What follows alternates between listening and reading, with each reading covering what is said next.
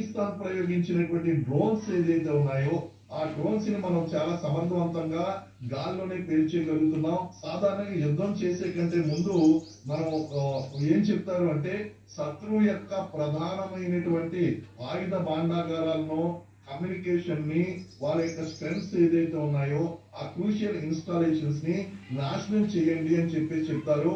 అదే పని మన ఇండియన్ ఆర్మీ ఇప్పుడు చేసి చూపించింది. ఒక్క సివిలియన్ ఇన్స్టాలేషన్ మీద గాని లేదా పౌర సముదాయం మీద గాని దాడి జరపలేదు.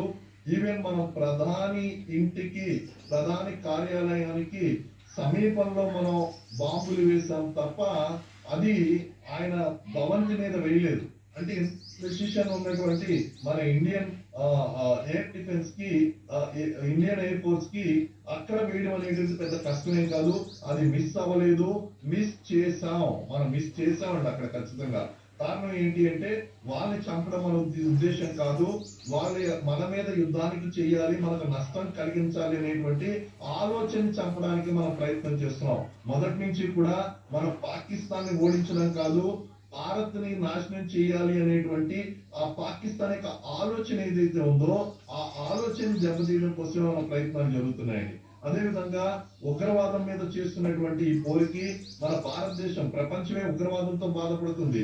పాకిస్తాన్ పెంచి పోషిస్తుంది. ఈ రోజు భారతదేశం దాన్ని అడ్డుకుంటుంది. కాబట్టి ప్రపంచ దేశాల మద్దతు అనేటువంటిది మన భారతదేశానికి ఉందండి.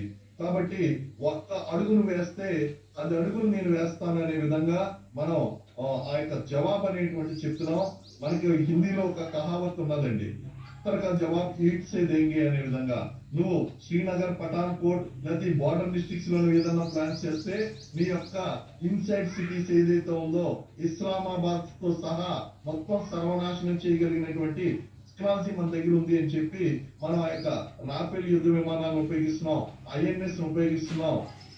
LOC లో మాత్రమే కాకుండా అక్కడ బార్డర్ లో ఆనుకున్నటువంటి కొన్ని దాదాపు 120 కిలోమీటర్ల రేంజ్ లో ఏదైతే వచ్చినాయో వాటిని అన్నింటి ఎప్పుడైతే కొట్టామో పగతో రగిలిపోతుంది.